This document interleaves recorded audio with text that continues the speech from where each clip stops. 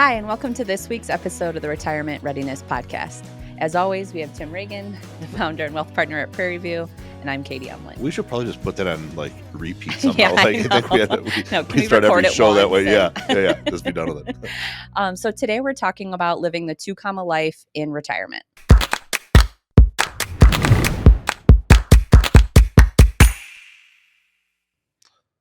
So should we start with what does that mean? 2 comma? Yeah.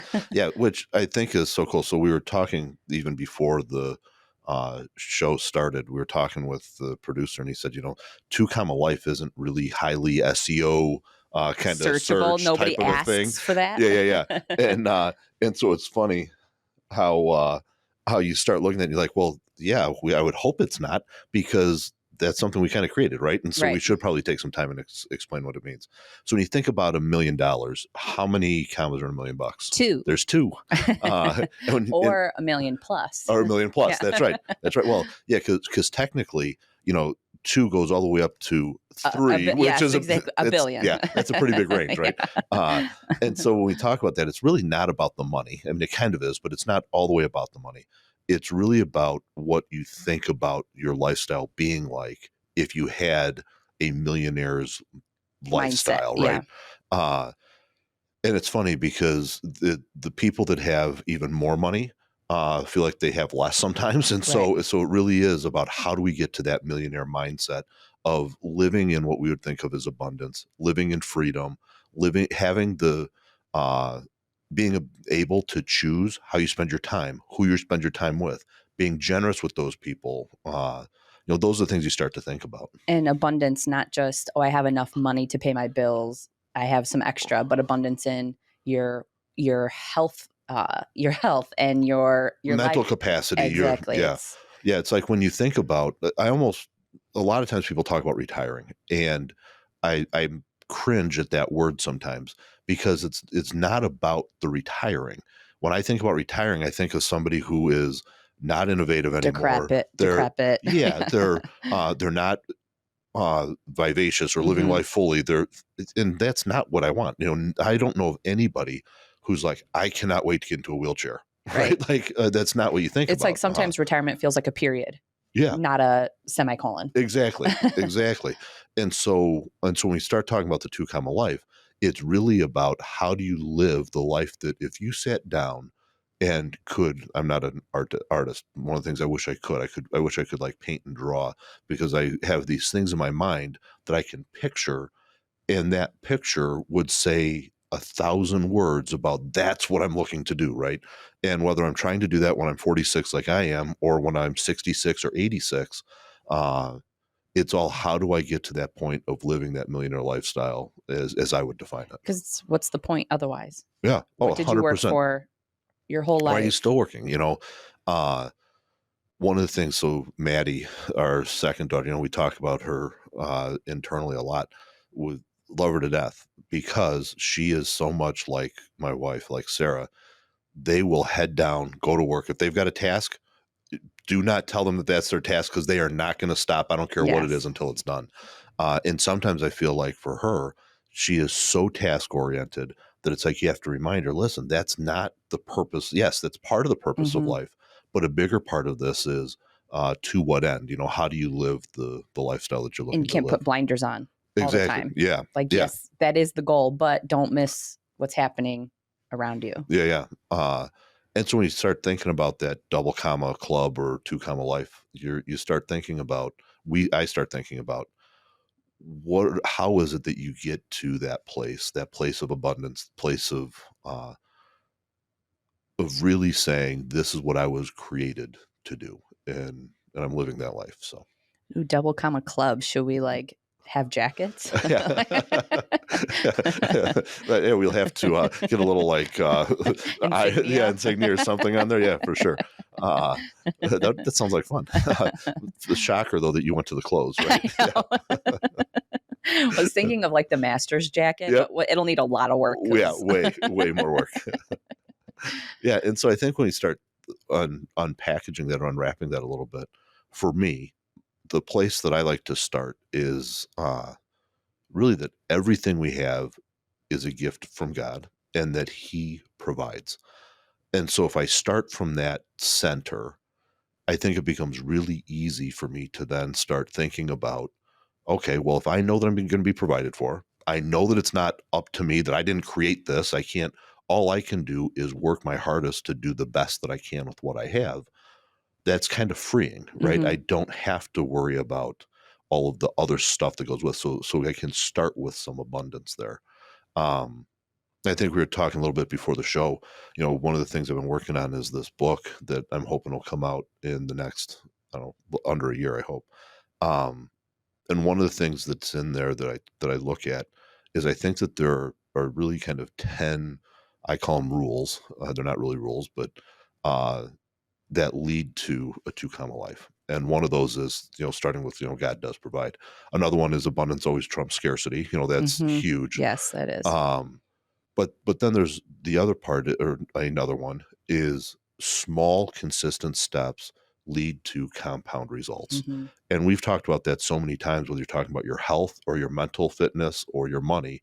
It's It's like those all those small, things in every aspect of your life it is. are applicable. Absolutely. And it's like, so those small, consistent steps doing the right thing is going to lead to a compound result. And it's crazy because you can do that forward or backwards. We all see those small, consistent behaviors when I'm grabbing a 24-ounce soda every hour to drink, or, Yep. I'm eating my cookies after dinner or Yeah, and it's whatever. only one cookie a day, but at the end of a year, Totally adds up, right? yeah, And so one of the things that I like to think about is, the next 5 years are going to go by no matter what. regardless, they're going by. And so at the end of that, do you want to start saying I did, or would you rather say I should have? Hmm. And it's those small, consistent steps that, I waking up in the morning. I love to go for a walk. Not really love it like I'm looking forward to it, like, but love having gone for the Yeah. workout, having gone for, and so it's like it's easy for me to say, "Oh, what's missing one day?" No, that Hmm. small, Well, it's easier consistent the step, next day to miss again and yeah, and then that's right. again. The next thing you know, you've missed It's several. funny, like you were saying a couple minutes ago, once you realize like God provides, so that feels freeing to you to really come up with what you were meant to do Mhm. and really come up with what that does, and that feels freeing to you. That feels overwhelming to me to think of it that way. So, like, how can somebody shift their mindset? Like, for me, it feels like, oh my gosh, I have to come up, I have to figure out What am I supposed to be what was doing? I What? supposed to be Yep. doing? And that feels overwhelming to me. So, how do you, have you felt that way, or how do you get past that? Yeah, I think 100%. I think that a big part of that is there is not one right answer, right? If they're meaning, uh, you were created to do lots of things. You have lots of gifts and lots of skills. And in your life, you have the ability to choose to do those at different times. And so you'll feel that kind of calling at that time. And so the key is when I hear it, then I start thinking about what are the things I'm going to do to move in that direction and take some of the pressure of I have to get it exactly right Hmm. off, because no, go back to the God will provide. Yeah, I was created for this, but he'll also provide. And so that's just me. That's just how I can kind of view it. But I also know, I look at in our family, there's lots of folks, lots of people in our family that are like, I don't really know what that is, Right. right? I don't know if I have this calling that I was Right. meant to be. Um, but I think that there are a couple of exercises that I like to do to kind of check and see what I think somebody's calling is. The first one is pay attention to what people talk about. Whatever somebody talks about, that's what they're into. And so we look at that even in the business. We might have, let's say, an advisor that comes in, uh, and that advisor, they sit there and they talk all the time about taxes and how people can save on taxes. And that's the advisor we need putting together the tax plan for Right. people. They shouldn't be the one that's talking about insurances, because they don't care about insurances. Yeah. They care about the tax side, right? And so it doesn't have to be some big, huge thing. But one of the things uh, that I tell people kind of focus on, and ask your family even to focus on it and say, what do you find me talking about? Because there's probably a thread in Sure. what that being your passion. Another one is if you just sit down and think about throughout the course of my week last week, or if I look forward, my next week, what am I looking forward to? What are the things that I'm excited about? And you'll probably start figuring out, oh, maybe there's a thread there. So, give you an example. I look forward to maybe going to see Madeline softball games. Hmm.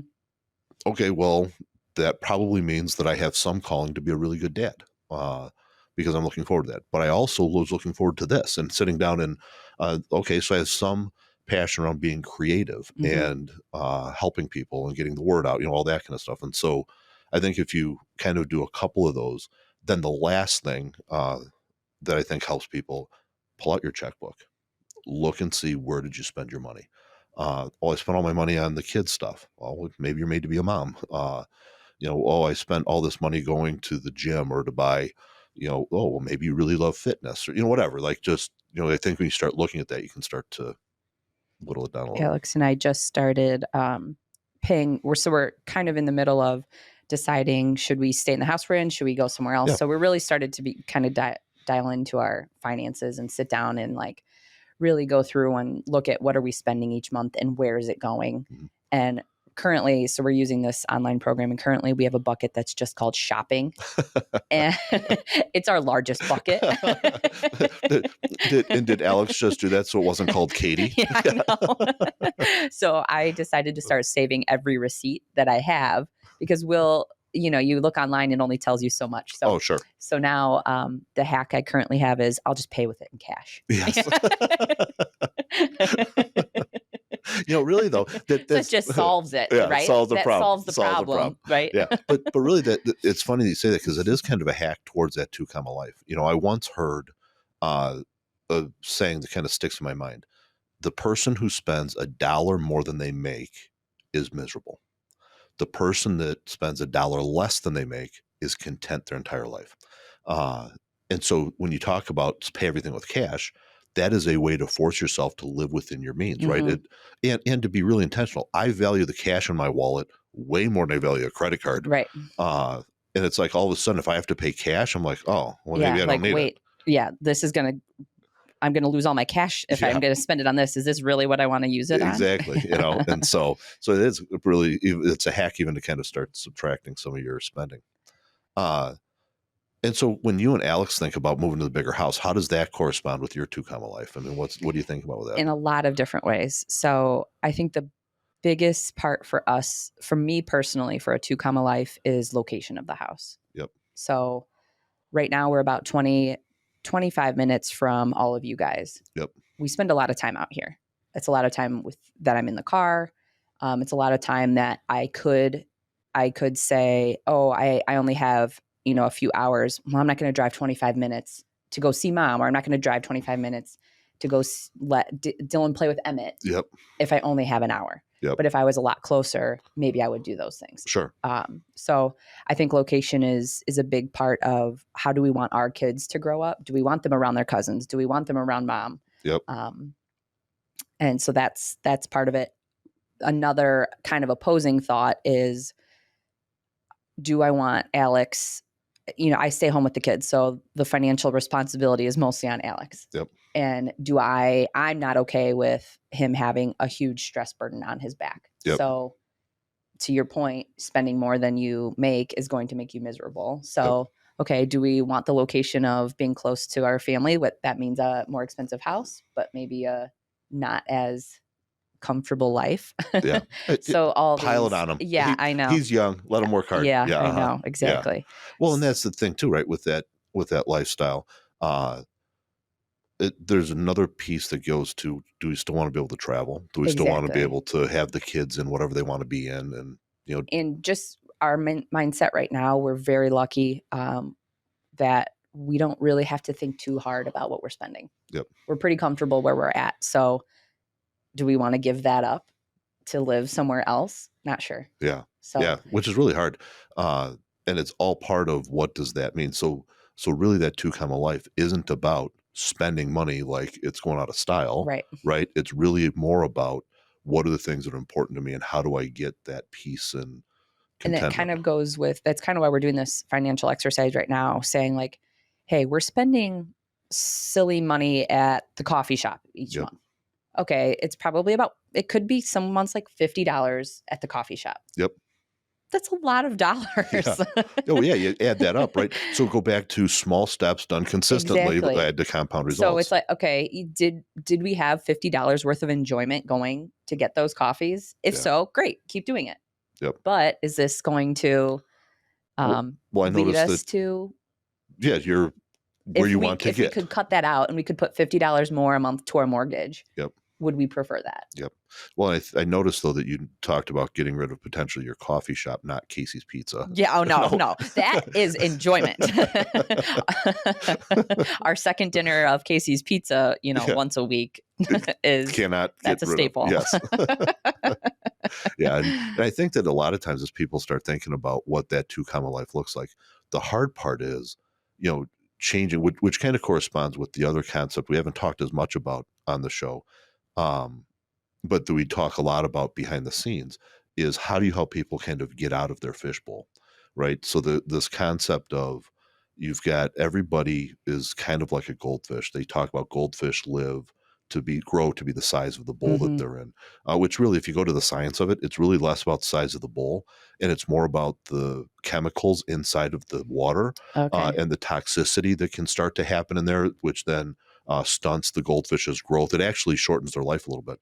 Um, but anyway, but then with a bigger bowl, that toxicity doesn't happen, allows the fish to Okay. continue to be more vibrant. Uh, which just, the science lesson brought to you by. Yeah. But anyway, as we think about when I use that as an analogy to people, my picture is that everybody starts life with some form of a fishbowl. I grew up in a family that didn't have money, or I grew up in a family that had lots of money. All of my family went to college. I went to college. We all have these perceptions around what life really is and Mhm. what reality is. And I almost picture it like that, like I'm swimming in my fishbowl sitting in the ocean. So I can look out and I can see lots of other things, Mhm. but my bowl keeps me from recognizing what I can do. Right. And so is what we find is sometimes when people get to retirement, they keep themselves in that fishbowl.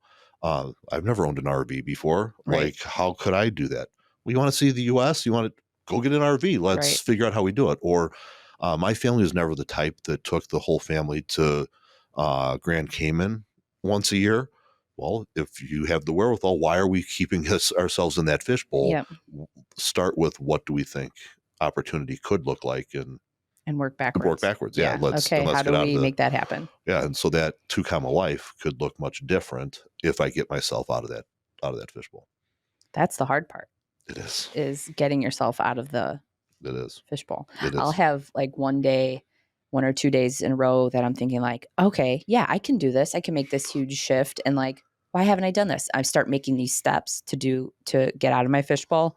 And then the third day reality sets in a little bit. And then I start getting a little You're like, scared. And then I oh start no. like building that fishbowl back Yeah. up again and like backtracking. So It is. that's the Well, and hard it's part. crazy how that is because, uh, no growth comes without discomfort, right? And so a lot of times when you talk about people kind of thinking about what is that calling or what should they be doing, many times I'll start with what am I most scared about doing, or what kind of gives me the most fear or trepidation. It's probably what I should be Yeah. heading towards, right? Exactly. As long as I'm taking small steps consistently to start getting there. I think another thing is like sometimes I think about like the things that I enjoy or the things that I think I'm good at aren't necessarily money makers. Yep. But then I also have to come back to that God will provide, live in abundance, and scarcity over abundance Yeah. lifestyle. It will come. Yep.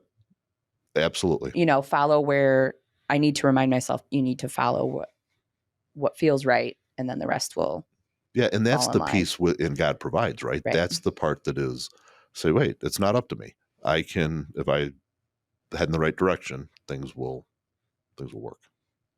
So do we just figure Double comma, baby. Do we just figure that out? We did. Yep. Okay. See, 2 comma, double comma.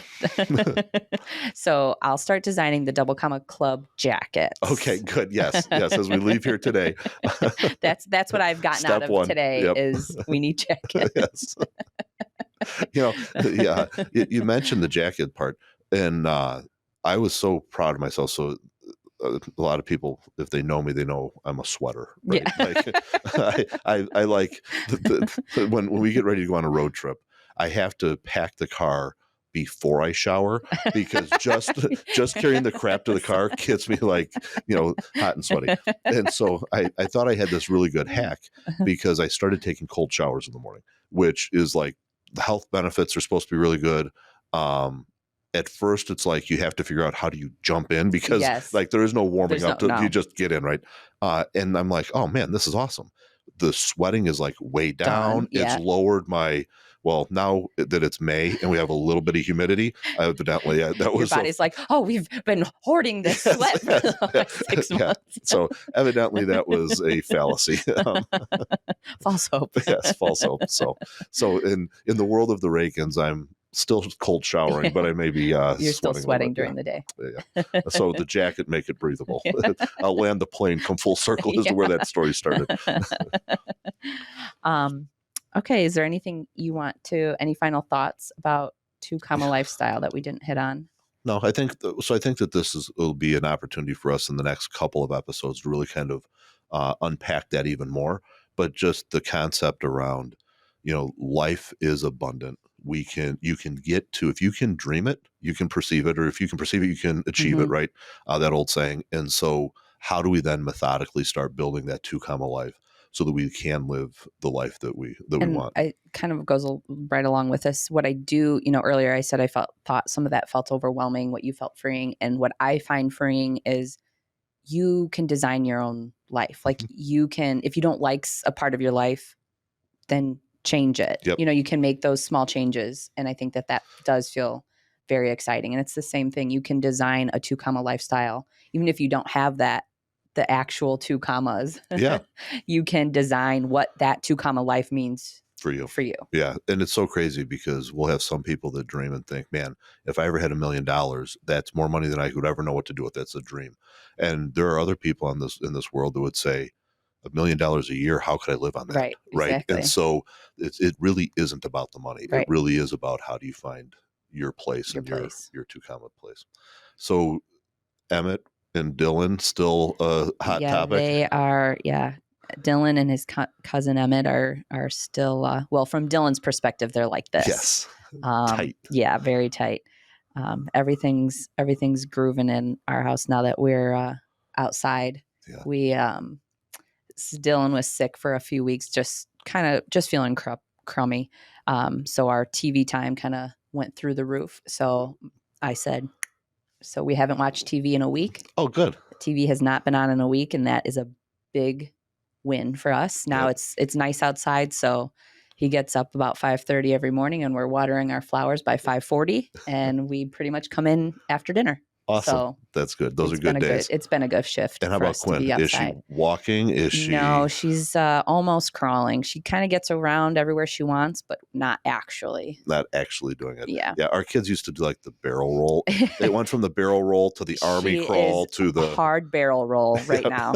She'll roll anywhere, and yeah, she gets around. But she's proving that she might be younger than Dylan. She might be a girl, but she is already She's standing up for fierce. herself. Look out. Look out. So that's a good thing. So That is a are all good your thing. kids? Tim is Maddie's home. not yet. No. Maddie's And Maddie, softballing. yes, hopefully she'll have a good end to her career. We had Graduation is soon. graduations in a week. A week, okay. And we had, which is hopefully she can go to graduate. I don't know what I'm hoping for because the softball continues well Right. into the postseason. She'll miss it, but Okay. Otherwise she'll be there. And so, yeah, that's good. Grad school is on the horizon. Will Maddie be home for the summer? Is she living at home? So, or she's TBD? No, we're decided. She will be in the area. Okay. But she will be in her own apartment. Oh, okay, So, cool. yeah. That's awesome. As we were looking at it, we just thought, at 21, soon to be 22, Yeah. it's been on her own, for her It's to hard come, to come back. in, especially because she's getting ready then to move. And we don't know what that move out looks like, whether it would be in probably south to southeast to school. And we're like, we don't need to fight to get her reacclimated to family and communal living For just to a month. to turn around and leave. And so so is the podcast space going to double as a? I wasn't, because these chairs do lay back they into do lay it out. No. So I had we were wrestling with that. Unfortunately, we've got a friend of ours who has some apartment buildings, and so he had an apartment that was coming due that he was willing to let us just do a couple of months of the summer. Exciting. Well, and you'll be excited because it's like 2 blocks from the old bakery. In cool, Manteno. cool. So, awesome. Yeah. So which is Maddie. I mean, she's that small town girl. So yeah. Oh, good. like That's awesome. Good for her. Yeah. So all good things in the Reagan house. Timmy's home. Interning again at the office. Oh, goodness. That's good. That's so fun. It is. Awesome. So. All right.